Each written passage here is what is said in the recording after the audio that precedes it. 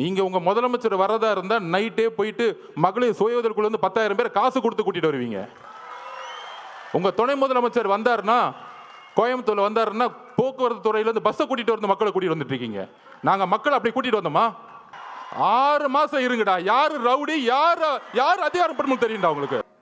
இன்றைக்கு யார் யாரோ கிளம்பி இந்த கழகத்தை அழித்து விடலாம், ஒழித்து விடலாம் என்று கனவு கண்டு கொண்டிருக்கிறார்களே, அவர் கனவெல்லாம் நிச்சயம் எந்த கொம்பனாலும் இந்த இயக்கத்தை தொட்டுக்கூட பார்க்க முடியாது என்பதை மாத்திரம் இந்த நேரத்தில் நான் குறிப்பிட்டு காட்ட கடமைப்பட்டிருக்கிறேன். மாண்புமிகு அமைச்சர் நாசர் அவர்களே, கழகத்தின் அமைப்புச் செயலாளர் RS பாரதி அவர்களே, செய்தி தொடர்புடைய தலைவர் TK இளங்கோவன் அவர்களே, தலைமை கழகத்தினுடைய நிர்வாகிகளே, மாவட்ட கழகத்தினுடைய செயலாளர்கள் சுதர்சனம் அவர்களே, வல்லூர் ரமேஷ் அவர்களே, RD சேகர் அவர்களே, சட்டமன்ற உறுப்பினர்கள் பரந்தாமன் அவர்களே, காரம்பாக்கம் கணபதி அவர்களே, துரை சந்திரசேகர் அவர்களே, திருவள்ளூர் கிழக்கு மாவட்ட கழகத்திலிருந்து வருகை தந்திருக்கக்கூடிய மாவட்ட கழக, ஒன்றிய கழக, நகர கழக, பேரூர் கழகத்துடைய நிர்வாகிகளே,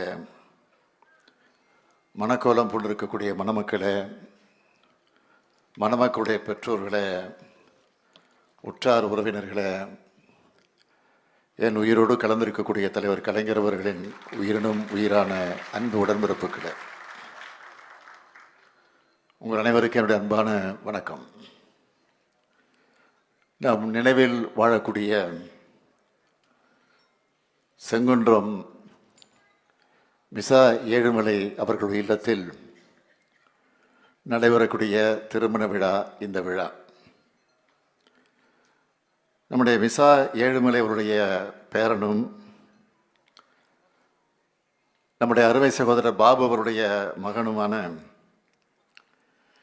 திலீபன் பாபு அவர்களுக்கும் கௌதமி பிரபா ஆகியோருக்கும் நடைபெறக்கூடிய இந்த மணவிழா நிகழ்ச்சியில் உங்களோடு சேர்ந்து நானும் பங்கேற்று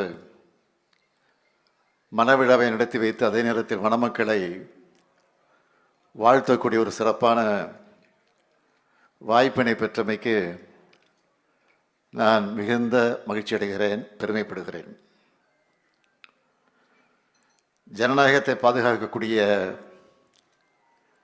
மிகப்பெரிய போராட்டம் நெருக்கடி காலம். அந்த நெருக்கடி காலத்தில் திராவிட முன்னேற்றக் கழகம் சந்தித்திருக்கக்கூடிய தியாகங்கள்,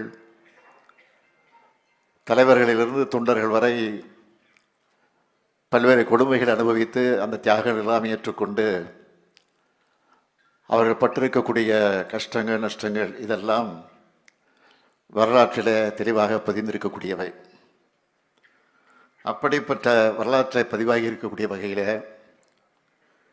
எதற்கும் அஞ்சாமல் எந்த தியாகத்திற்கும் தயாராக இருக்கக்கூடியவர்களாகத்தான் திராவிட முன்னேற்ற கழகத்தை சார்ந்தவர்கள் இருந்திருக்கிறார்கள். அதனால்தான் இன்றைக்கும் கம்பீரமாக நம்முடைய திராவிட முன்னேற்ற கழகம் பீடுநடை போட்டுக் கொண்டிருக்கிறது. அதற்கு அடையாளமாக விளங்கியவர் தான் நம்முடைய ரெடில்ஸ் ஏழுமலை அவர்கள்.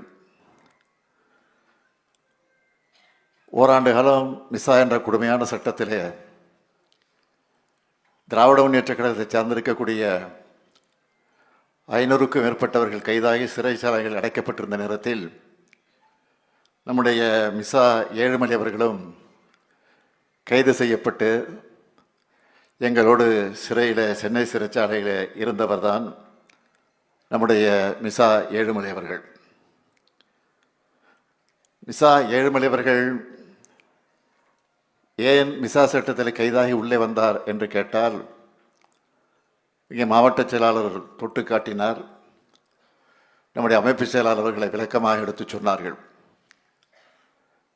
மிசா என்ற அந்த கொடுமை சட்டம் தமிழ்நாட்டிலே பாயப்பட்டு நம்முடைய ஆட்சியை கவிழ்க்கப்பட்டு அதைத் தொடர்ந்து திராவிட முன்னேற்ற கழகத்தில் இருக்கக்கூடிய முன்னோடிகள் எல்லாம் கைது செய்யப்பட்டு தமிழ்நாட்டில் இருக்கக்கூடிய பல்வேறு சிறைச்சாலைகளில் அடைக்கப்பட்டிருந்த காலகட்டத்தில் சிறையில் இருக்கக்கூடியவர்கள் யார் யார் என்பதை பற்றி கூட பத்திரிகைகளில் எழுத முடியாத, தொலைக்காட்சிகளை சொல்ல முடியாத, வெளியிலே செய்தியை வெளியிட முடியாத வகையில் அன்றைக்கு கடுமையான சட்டங்கள் எல்லாம் இருந்தன. அது மட்டுமல்ல,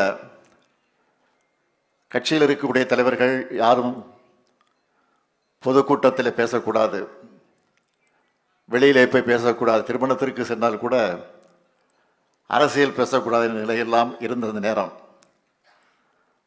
தலைவர் கலைஞர் அவர்களுக்கு பேசுவதற்கு கூட இடம் கொடுக்கக்கூடாது என்று அன்றைக்கு பல கொடுமைகள் எல்லாம் சட்டமாக ஏற்றி வைத்திருந்தார்கள்.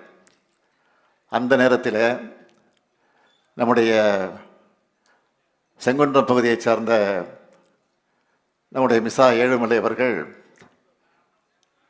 உடனடியாக தலைவர் கலைஞர் அவர்கள் நம்முடைய பகுதிக்கு வருவதாக இருந்தால் என்னுடைய அரிசி மில், ரைஸ் மில், அந்த மில்லை நான் தருகிறேன் என்று சொன்னபோது நம்முடைய தோழர்கள் எல்லாம் சொல்லியிருக்கிறார்கள், நீங்கள் தந்தால் உங்களுக்கு பல கொடுமைகள் ஏற்படும், உங்கள் மீது வழக்கு வரும், நீங்கள் கைது செய்யப்படுவீர்கள் என்றெல்லாம் கூட எச்சரித்திருக்கிறார்கள்.